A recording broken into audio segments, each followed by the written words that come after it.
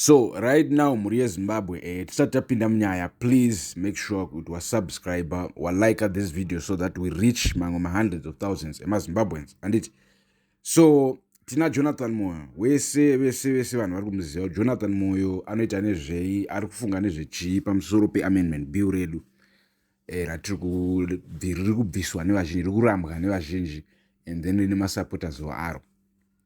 So apa makufanira kunzwisisa muri Zimbabwe kuti pane zviri kuitika, and zviri kuitika right now regai tipinde mazviri. Hanzi naJonathan Moyo, thought of the day: it is unthinkable that any rational or patriotic Zimbabwean would reject this core principle. The Zimbabwe Defense Forces, like the state itself and every government institution at every level, must uphold the constitution strictly in accordance with all its provisions. There is no other way. Upholding the supreme law of the land demands total fidelity to all its clauses. Selective obedience is not obedience at all. It is a betrayal of the founding values and principles of the constitution.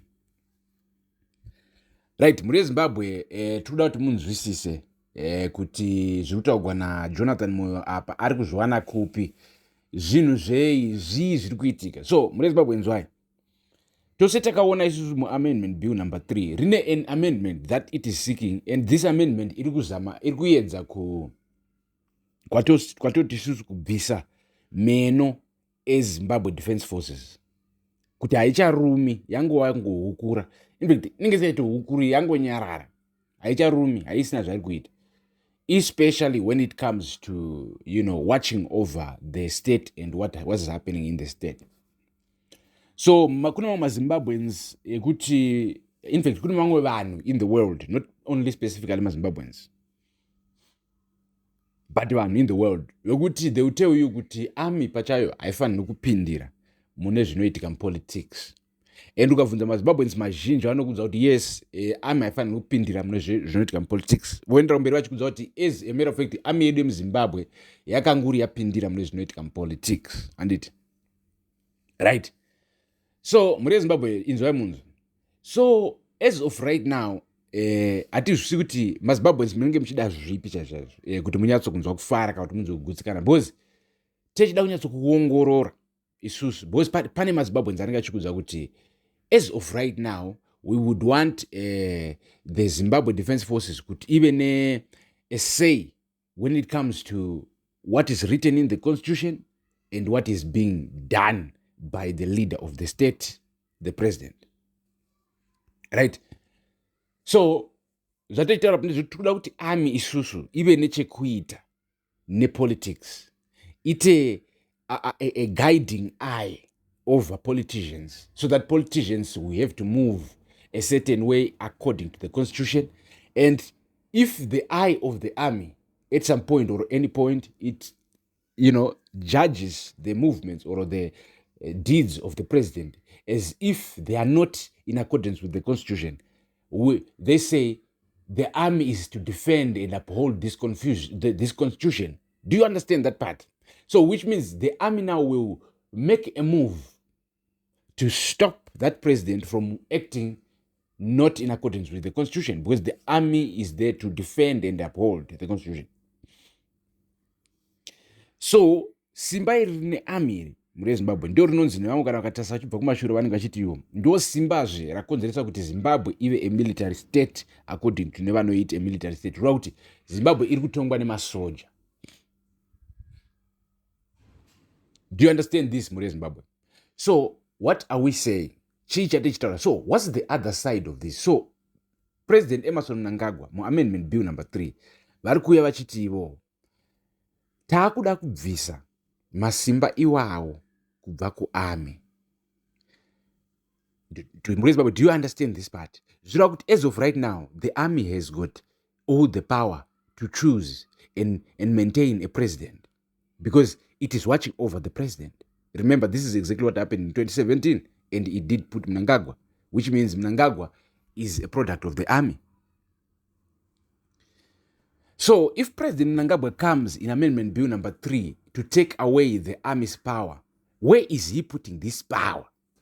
Oh, muri Zimbabwe vari kutora power iri riri kubvisa kuarmy in the constitution vachiriisa kupi? And is it a better institution than the army? Is it a better institution than the military? So regai tinyatsokuongorora amenembeyu number 3. So imimi muri zimbabwe tiudze mucomment section tisati tapinda kuti vari kutora kubva kupi vachiriendesa kupi. Imimi mutiudze, where do you think he's putting this power? Vari kutora kuarmy vachiriisa kupi? Right, regai tichipinda mune zvinotaurwa nemamwe maanalysts. Right, mamwe maanalysts ari kuti power iri riri kutogwa kubva kumilitary richiiswa kuparliament. Power iri because they will tell you kuti chinonzi democracy kana kuti guta ruzhinji, one man one vote has always been a facade. Alright, regai timbonyatsotaura pamusoro pezvizvi muri Zimbabwe. Are we so happy that tiri kurarama in a democratic Zimbabwe? Isusu semazimbabweans, are we really happy and satisfied with kurarama in a democratic country? Though my processes a democracy happens, but every time it's disputed. Every time disputed votes, disputed results. Since when? Kubva kuna 2008, same story. 2005, see, same story. 2013, same story. 2018, same story. 2020, same story. So at the end of the day, what is really happening here? If we say maybe it's true, if it's true, then they've never been democracy. So where was the power? The power has always been with the military. But for the first time, somebody is trying to take away that power from the military and give it to the parliament. Which one is the better institution here, the parliament or the military? Because for sure, when we talk about the masses, the public, they have never had this power. And most of you agree with, yes, the public have never been able actually to influence who becomes the president. But the army have always been. And now at this stage, Zimbabweans are saying, let the army stand up again and stop Mnangagwa from manipulating the constitution. Do you understand? So people still want the army to retain the power. But is that what people really want? No, people hope that the army someday will magically give people the power, will let people decide. But again, to put the question, which institution is better, the military or the parliament? Tobva tasira mubvunzo weyo kwamuri muri Zimbabwe. Vasvika kuno kupesera nesu. We thank you so much for watching the whole video. Please leave your comment in the comment section. Tichange tine mimomo tichiverenga tichipindurana tichinzwa kuti muri kuiona sei nyaya iyi. Thanks so much for watching.